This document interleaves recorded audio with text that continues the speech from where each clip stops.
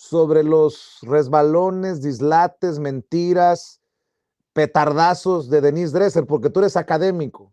Y creo que Denise Dresser o miente abiertamente o falta la honestidad intelectual al hablar de golpe de Estado, y también faltarían a la verdad aquellos que hablan de tirano en relación a López Obrador o de dictador. Pero me llamó mucho la atención, porque creo que lo hemos abordado, no sé si aquí o en cortito, profe, este clasismo eh, tan nauseabundo de Denise Dresser, que ayer desde los micrófonos de Carmen Aristegui, fíjate que Carmen también falló a no enfrentar a Denise Dresser por este clasismo. Cuando dice Denise Dresser, perdonen ustedes que hable inglés ahora que se ha vuelto políticamente incorrecto hacerlo, o tener doctorados en el extranjero. Puta madre, pues si hablas inglés y tienes doctorados en el extranjero y hablas de golpe de Estado o de dictador, pues demanda a la institución que te educó. Profe, ¿cómo tú ves esto? Porque tú eres muy crítico de precisamente tus colegas que faltan a la verdad y por eso te respetamos. Muchas gracias por ese comentario, Vicente. Mira, Denise Dresser, esperando que quede claro que estamos criticando la actividad política de alguien que se dedica a la academia y no a la mujer por ser mujer, porque luego con este tema de la violencia de género hemos visto que los panistas son muy iracundos y son muy agresivos y toman cualquier pretexto para decir que violentas a una mujer. Bueno, que quede claro que se cuestiona a la práctica, a la profesionista, en razón de los resultados que arroja. Dicho lo anterior, Vicente, Denise Dresser es una persona acusada en múltiples ocasiones, no una, no dos, ni tres, muchas veces, no te puedo decir cuántas, quizá decenas de veces, si no es que más, de plagiar. En la jerga académica, plagiar significa robarte las ideas de los demás, es decir, literal, copiar de un texto, ponerlo en el tuyo y no citar y no darle el crédito a la fuente original.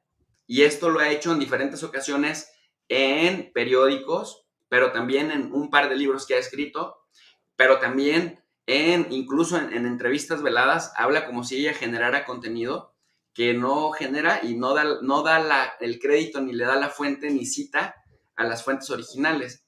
Esto te habla de muchas cosas, pero entre algunas importantes para la academia es de su incapacidad intelectual para generar sus propias ideas y sus propios razonamientos y sus propias reflexiones, más allá de plagiarse las ideas, de copiar las ideas de otros sin darles crédito.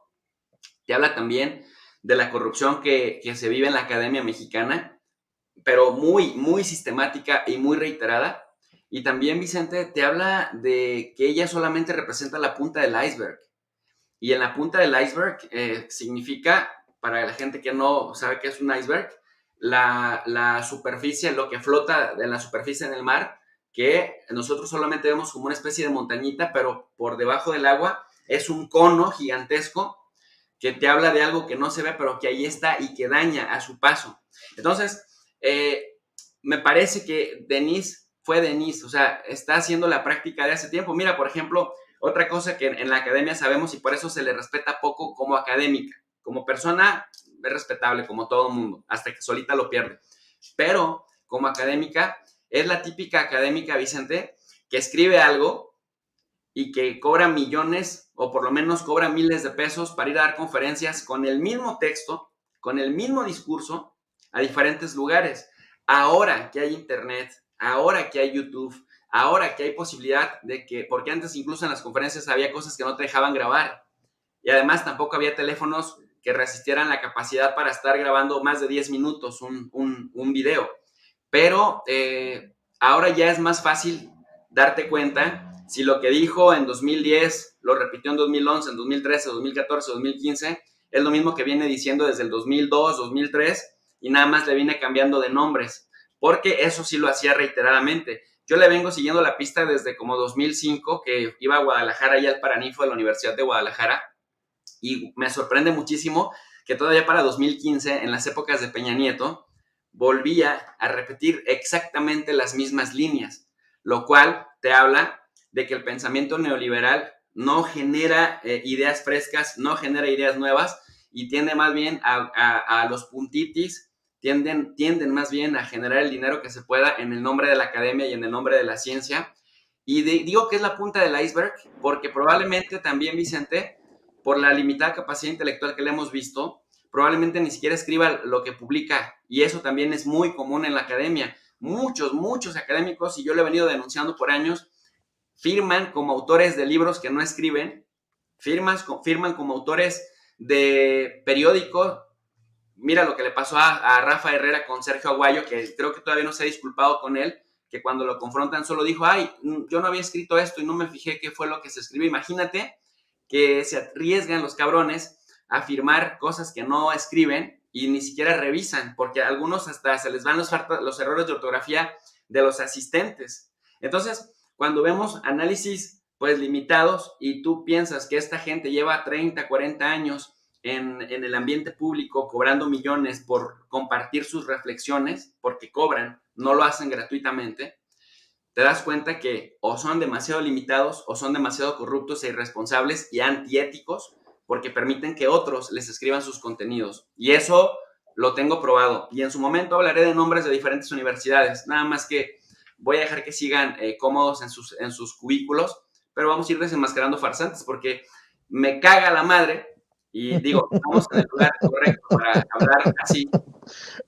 que sean tan respetables y que no pierdan un grado de honorabilidad y que México destine muchos recursos al CONACYT, muchos recursos a la Secretaría de Educación Pública para que le dé estímulos adicionales a sus sueldos, a los investigadores y a los docentes, para que muchos de ellos tengan secuestradas muchas de sus plazas para sus compinches, no haya una estructura de meritocracia, Vicente. Por eso hay tanto joven frustrado que quiere ser docente, que sí son buenos y que sí tienen la vocación, pero están ahí atorados como profesores de asignatura, como profesores de hora clase, y nunca los dejan pasar las gárgolas que ni escriben ni investigan y no les importa contribuir a la educación de este país, a elevar la calidad educativa, porque están cómodos recibiendo sobresueldos, ya sea llamados en becas de estímulos de CONACYT o estímulos a profesores sobresalientes de la Secretaría de Educación Pública. Muchos les dicen PRODEP, otros les dicen PROMEP, etcétera, etcétera, pero que no necesariamente producen en la proporción al dinero que reciben y ganan cantidades enormes, mientras que la mayoría de los profesores jóvenes pues están condenados a ganar 300 o 400 pesos por sus clases. Entonces, esta señora es la punta del iceberg. Y mientras en México no tengamos una estructura de meritocracia, por ejemplo, quien ya lo está haciendo es Colombia. Colombia, que tiene condiciones similares a México, nos demuestra que sí se puede crear, se puede mejorar el sistema educativo en el nivel universitario, en el nivel medio superior y superior, si tenemos un sistema de meritocracia en donde le quites a los pequeños cacicazgos de las universidades el poder para repartir plazas, y si en cambio se hace nacionalmente que por méritos los profesores puedan ascender y a quienes le tengan que responder es al sistema educativo y no a los directores de facultad en turno, que son mega mafiosos la mayoría, esto cambiaría, mi querido Vicente.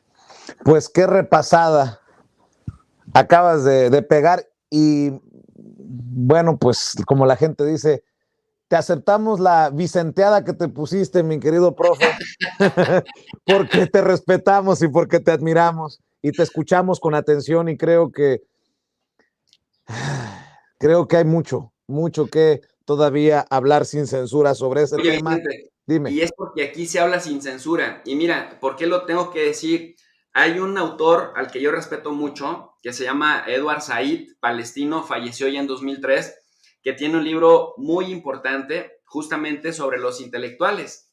Y él habla justamente, tiene un subcapítulo en ese libro que se intitula ¿Por qué los dioses defraudan o cuando los dioses defraudan? Y él se refiere justamente a los intelectuales que se construyen ante la gente como una especie de deidad, una especie de divinidad en torno a sus imágenes. La gente, las masas, comúnmente escuchan las opiniones de los intelectuales. La gente respeta casi de manera automática a los intelectuales cuando cree que los intelectuales saben de lo que hablan. ¿Cuándo fracasan los dioses? ¿Cuándo decepcionan los dioses?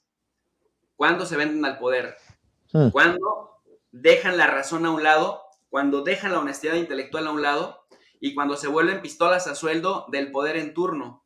Entonces, son muy peligrosos porque generan ideas, generan reflexiones, muchas de las cuales para justificar a regímenes injustos, muchas veces para justificar la tiranía, muchas veces para justificar la injusticia. Y ahí es donde la puerca tuerce el rabo, porque entonces empiezan a decir mentiras sistemáticamente de manera recurrente porque tienen foro en los medios de comunicación de la prensa escrita, en radio, en televisión, en espacios digitales, y aún así los muy hijos de su chingada madre salen a decir que están reprimidos. Entonces, hay que evitar que los dioses defrauden, y por eso me encanta cómo el presidente le da un repasón a los supuestos intelectuales, a los que hoy conocemos como intelectuales orgánicos, de los que, por supuesto, esta señora forma parte. Anda con todo el profe Jesús López Almejo el día de hoy. Y